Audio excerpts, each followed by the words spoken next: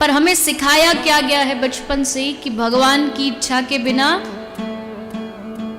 क्या नहीं होता, पत्ता भी नहीं हिलता। तो जाओ बाहर किसी को डंडा मार के आ जाओ और कह दो कि भगवान ने पिटवाया।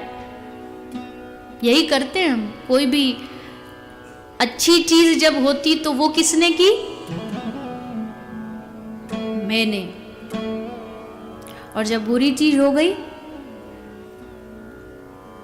एक कोई महात्मा जी रहते थे आश्रम में, उनके आश्रम में गाय रहती थी। तो महात्मा जी को गाय को एक जगह से दूसरे जगह बांधना था, वो जा नहीं रही थी, तो महात्मा जी ने उसको एक डंडा मार दिया। अब डंडा कुछ ऐसा लगा कि गाय के प्राण चले गए, गाय मर गई। अब गाय मरी तो यमदूत आए। यमदूतों ने आके कहा कि बाबा जी आपने गाय को मारा, गौ हत्या तो बहुत बड़ा पाप है, इसलिए आपको चलना पड़ेगा।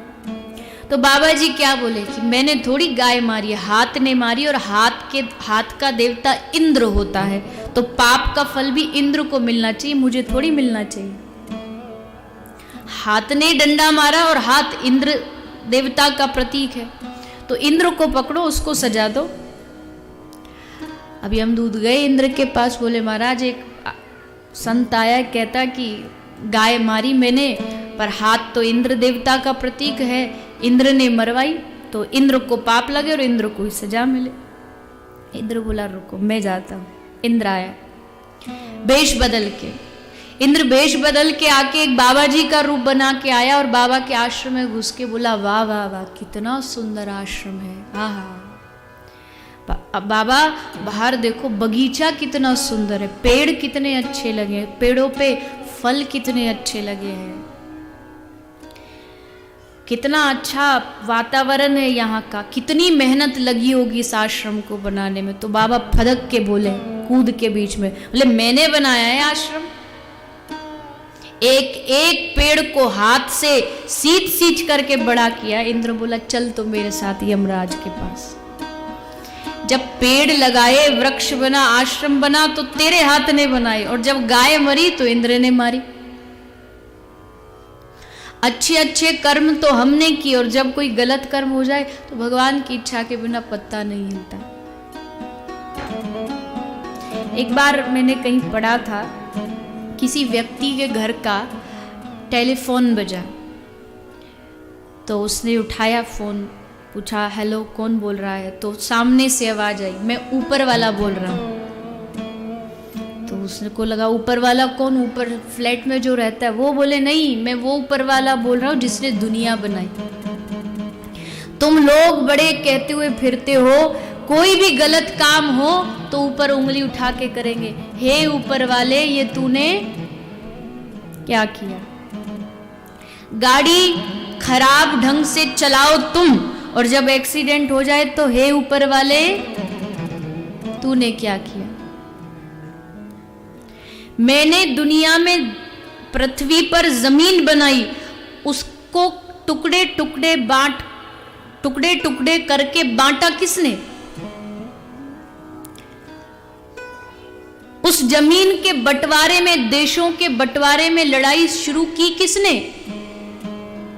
मैंने दुनिया को एक जैसा पानी दिया, हवा दी, धूप दी। भगवान की प्रकृति देखिए, एक ही शहर में अगर एक देश के सबसे बड़े अमीर का घर, अंबानी का घर है, और उसी मुंबई में उसी के घर के साइड में गरीब रहता है जिसकी छोटी सी झोपड़ी है, उस झोपड़ी को भी भगवान वही धूप देंगे जो अमीर को देंगे, उस गरीब को भी वही वायु देंगे जो अमीर को देंगे, ब्राह्मण को भी वही पानी पीने को देंगे जो किसी नीची जाति को देंगे। भगवान की दुनिया में भेदभाव थोड़ी है, भेदभाव तो हम जैसे लोगों ने चालू किया।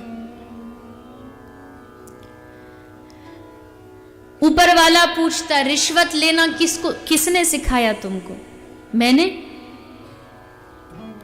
सारे गलत काम किए तुमने, और जब बारी आई तो ऊपर हाथ उंगली उठा के बोल दिया ये ऊपर वाले ये तूने क्या किया? नहीं, कभी भी भगवान को चीजों के लिए दोष मत दीजिए। भगवान ने बुद्धि दी है इतनी बड़ी, सोच समझने के लिए क्या सही है क्या गलत है। भगवान का आपके कर्म में कोई लेना देना नहीं। अब कई लोग कहते हैं कि जब भगवान को पता ये गलत कर्म कर रहा है तो भगवान रोकते क्यों नहीं? रोकना चाहिए ना। अच्छा, आप सब अपने स्कूल में पढ़े होंगे, तो स्कूल में एग्ज़ाम होता है। एग्ज़ाम हॉल में टीचर एक या दो टीचर पूरा घूमते रहते हैं, देखते रहते, चीटिंग तो नहीं की। अब कोई बच्चा अगर प्रश्न का गलत उत्तर लिख रहा है तो टीचर ना तो उस समय उसको रोकता है, और अगर सही लिख देता है तो शाबाशी भी नहीं देता, चुप रहता है कि कर, अच्छा लिखना बुरा लिखना तू लिख, मैं तो बाद में जब चेक करूंगा ना तब मेरा काम शुरू होगा कि नंबर कितने देने। चलते हुए एग्जाम में टीचर बीच में नहीं बोलता है, भगवान भी बस बैठे बैठे देख रहे हैं कि कर बेटा तू, देखता हूं, अभी जो तुझे करना है कर, अच्छा कर बुरा कर। फिर जब बारी आएगी नंबर देने की तब फिर भगवान अपना पेन लेकर के चेकिंग चालू करेंगे और फिर पता चलेगा कि कितने नंबर से पास हुए या फेल हुए। बीच में भगवान नहीं बोलते, लेकिन जब कर्म का परिणाम देना होता है, इसीलिए याद रखिएगा हमेशा, कभी भी किस्मत को दोष मत दीजिए। दोष देना है तो अपने कर्मों को दीजिए, किस्मत को नहीं।